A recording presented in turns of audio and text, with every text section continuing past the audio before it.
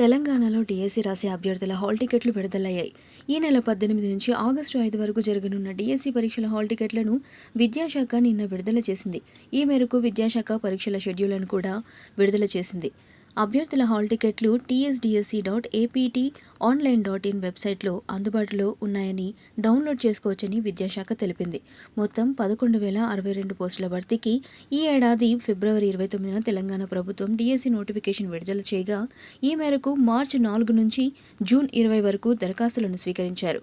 Computer ఆధారిత పరీక్ష పద్ధతిలోనే రోజుకు 2 షిఫ్టుల చొప్పున డీఎస్సీ పరీక్ష నిర్వహిస్తామని, ఈ నెల 18 నుంచి జూలై 30 వరకు పరీక్షలు జరుగుతాయని విద్యాశాఖ ప్రకటించింది.